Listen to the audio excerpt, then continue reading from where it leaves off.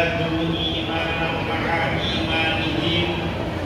Asyhadu an la ilaha illallah wahdahu la syarika lah wa asyhadu anna Muhammadan abduhu wa rasuluh la nabiyya wa la rasula ba'dahu. Allahumma sholli wa sallim ala sayyidina Muhammad al-fatih lima ughliqa wal khatimi lima sabaqa nasiril haqqi bil haqqi wal hadi ila siratal mustaqim wa ala alihi haqqa qadrihi wa miqdarihi azim. Amma ba'du. Kepada yang saya hormati dan yang saya muliakan, para alim ulama, para kiai, para tuan guru, para habaib, para ustaz, para guru-guru ngaji, para tokoh masyarakat, kepada yang saya hormati pemerintah kota Singkawang, hadirin hadirat yang tidak bisa saya sebutkan satu persatu. Mudah-mudahan perjumpaan kita pada malam kali ini menjadi wasilah penyebab terkabulnya sebuah hajat dari kita, menghapusnya semua dosa-dosa kita, dan kita termasuk dalam golongan umat yang mendapatkan syafaat dari Nabi Muhammad Sallallahu Alaihi Wasallam. Ada pepatah mengatakan tak kenal maka suara tak sayangnya kurang sekali. Ini pertanda orang Singkawang kekurangan kasih sayang atau bukan? Perkenalkan, mungkin volumenya gede. Perkenalkan, saya asli 100% ditanggung halal dari keturunan Cina, bukan Cina gado-gado. Sampean tahu Cina gado-gado itu apa? Cina gado-gado itu bapaknya Cina, ibunya Madura. Bapaknya Jawa, ibunya Cina. Nah kalau saya, bapak saya Cina, ibu saya Cina, jadi saya 100% ditanggung halal Cina orisinil. Tapi alhamdulillah, begitu saya masuk kota Singkawang, saya sangat gembira. Ternyata banyak sekali makhluk-makhluk yang satu spesies dengan saya, matanya sama-sama sikit, tapi sama-sama berakidah la ilaha illallah. Saya oleh kedua orang tua saya diberi nama Wi Chin Hai. Bagus atau jelek? Bagus, bisa penting nama ini. Tapi lebih bagus lagi setelah almarhum papa saya masuk Islam. Papa saya asalnya agamanya Katolik, mama saya asalnya agamanya Katolik. Masuk Islam pada tanggal 3 Maret tahun 1984. Yang mengislamkan adalah almarhum Kiai Haji Raden As'ad Syamsul Arifin, pengasuh pondok pesantren Salafiyah Syafi'iyah Sukoharjo Ashabu Situbondo, yang pada tahun 2017 kemarin mendapatkan gelar pahlawan nasional dari pemerintah Republik Indonesia. Setelah almarhum ayah saya masuk Islam, beliau berusaha untuk menjalankan semua yang diajarkan di dalam Islam, termasuk di dalam Al-Quran. Ada satu ayat yang berbunyi, ya ayyuhalladzina amanu udkhulu fis-silmi kaffah. Wahai orang-orang yang beriman, masuklah engkau ke dalam Islam secara keseluruhan. Jadi kalau kita mau menjadi seorang muslim itu, jangan setengah-setengah, jangan nanggung-nanggung. Karena zaman sekarang ini banyak orang Islamnya Islam KTP. Tahu nggak Islam KTP itu gimana? Islam KTP itu semua umat Islam tahu yang namanya sholat wajibnya 1 hari 5 kali. Tapi berapa banyak umat Islam zaman sekarang 5 hari belum tentu 1 kali sholat. Makanya Mister Corona tidak segera berpikir karena umat Islamnya malas tidak mau mengerjakan sholat. Padahal semua sudah hafal ayatnya. Falyabudu rabb hadzal bait alladzi at'amahum min ju'in wa amanahum min khauf. Siapa yang sungguh-sungguh ibadah kepada Allah, istiqomah sholatnya, istiqomah menjaga ibadahnya, Allah menjamin dua hal. Yang pertama, allazi at'amahum min ju'. Kalau saat ini kita diuji dengan kesulitan ekonomi, bingung yang mau dimakan, hutang banyak, bingung yang mau melunasi hutang, ekonominya susah, maka perbaiki sholatnya, perbaiki ibadahnya. Dengan ibadah yang dijaga, Allah Subhanahu wa Ta'ala akan memberikan jalan keluar dari setiap kesulitan yang kita hadapi. Wa amanahum min khawf. Kalau saat ini kita diuji, ada orang-orang yang berniat zalim kepada kita, merencanakan kejatuhan kita, hati kita khawatir, gelisah, takut, maka perbaiki sholatnya, perbaiki ibadahnya, Allah langsung yang akan memberikan pertolongan, keamanan dan perlindungan di dalam kehidupan kita. Takbir.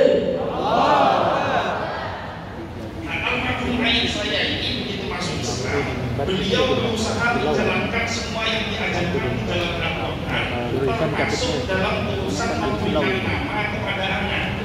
Saya oleh almarhum ayah saya diberi nama Muhammad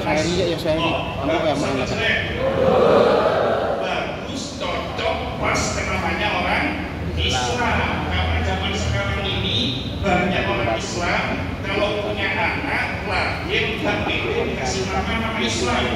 Lahir bulan Januari dikasih nama Januarto, lahir bulan Februari dikasih nama Febrianto. Begitu lahir bulan Maret bingung mau dikasih nama siapa, akhirnya dikasih nama Marto. Ini ada di tempat saya di Bondowoso. Saya asalnya dari kota Bondowoso. Orang Bondowoso ini mayoritas orang Madura. Ada bapaknya Madura, ibunya Madura, punya anak dikasih nama Cong Eni. Siapa namanya? Cong Eni. Ini orang tua nggak mikir. Umpama kalau Cong Eni ini begitu dewasa, mendapatkan hidayah dari Allah, kemudian jadi kiai, diundang di kota Singkawan, MC terus mengucapkan kepada yang terhormat, Al-Mukarram Kiai Haji Cong Eni, Al-Yahfadhon. Jadi waspada, hati-hati, jangan sembarangan kasih nama kepada anak. Karena nama membawa pengaruh, nama adalah doa. Saya diberi nama Muhammad Rasulullah. Muhammad artinya manusia yang terpuji, Rasulullah artinya orang yang selalu mendapatkan pertolongan dari Allah. Karena nama membawa pengaruh, alhamdulillah, saat melarang-melarangnya saya, minimalnya itu tangan itu gampang. Ini kalau ketawa-ketawa biasanya punya utang. Semakin banyak utangnya, semakin kenceng ketawanya. Tapi umat Islam zaman sekarang ini Masya Allah, walaupun utangnya banyak, hatinya tetap gembira. Kenapa? Karena yakin ada Allah Subhanahu wa Ta'ala yang memberikan jalan keluar dari setiap kesulitan yang dihadapi. Hadirin hadirat rahimakumullah, saya langsung to the point kepada 3 pembahasan pokok. Karena zaman sekarang, zaman COVID, tidak boleh terlalu malam menyelenggarakan acara yang bersifat kerukunan, maka walaupun singkat dan padat, mudah-mudahan membawa manfaat dan barokah untuk kita semua. Amin. Yang pertama, bahwa persatuan dan kesatuan bangsa Indonesia terletak seutuhnya berada di tangan umat Islam. Maka kita sebagai umat Islam jangan sampai kita mau dipisahkan, jangan sampai mau kita dipecahkan, jangan sampai kita mau diadu domba. Karena ketika Nabi Muhammad SAW nyawanya sampai kepada tenggorokan, beliau tidak menyebutkan nama keluarganya, tidak menyebutkan nama saudaranya, tidak menyebutkan nama istri dan anaknya, tidak menyebutkan nama sahabat dan kerabatnya, tapi yang disebutkan adalah ummati, ummati, ummati, umatku, umatku, umatku. Maka saya titip, apapun perbedaan faham dan golongan kita, apapun perbedaan pandangan politik kita, jangan sampai menyebabkan perpecah belahan antar sesama umat Islam. Karena ketika nanti kita sudah meninggal, semua ini ancaman. Tahu nggak ancaman? Calon mati. Mati itu nggak ngeliat tua, yang muda bisa mati duluan. Mati itu nggak ngeliat sakit, yang sehat bisa mati duluan.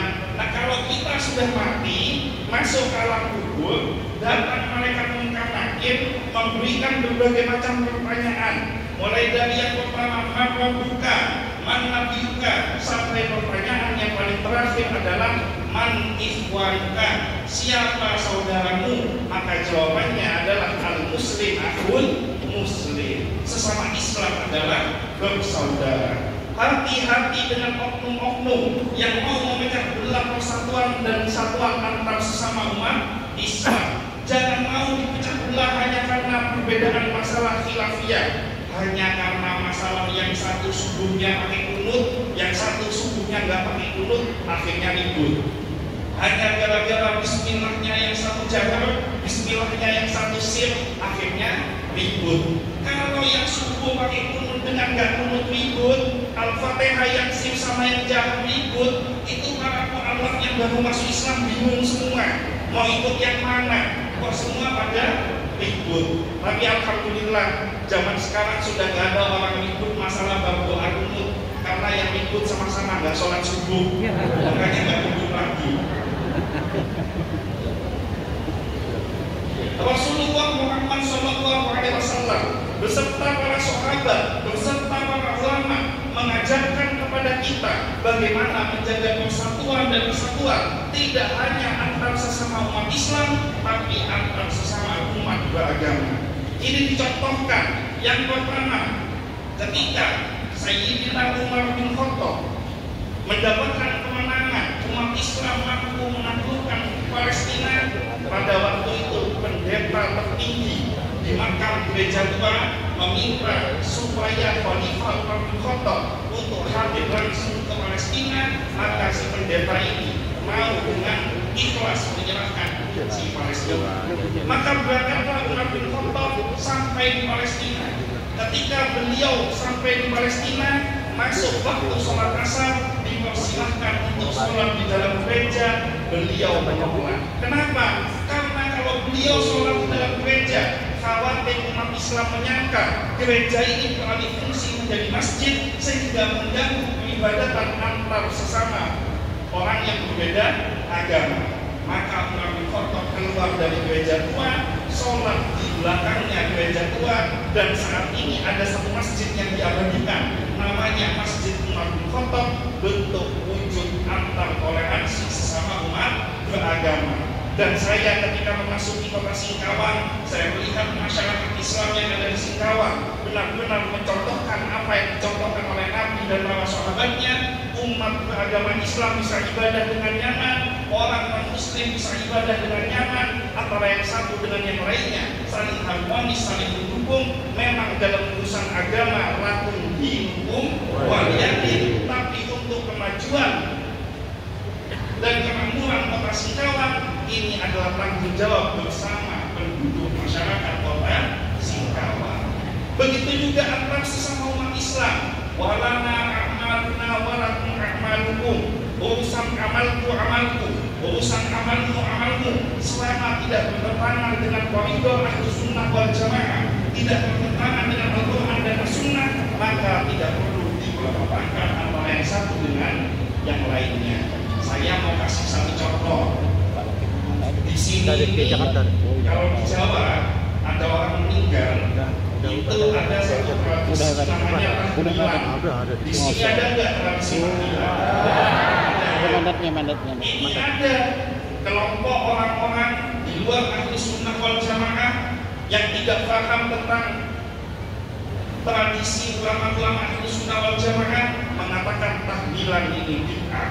Padahal tahlilan ini adalah ijtihadnya ulama zaman dahulu, di mana para ulama membawa Islam masuk ke bumi Nusantara ini. Beliau tidak menghapuskan budaya masyarakat setempat, tetapi memasukkan nilai-nilai keislaman di tengah budaya masyarakat tersebut. Saya kasih satu contoh.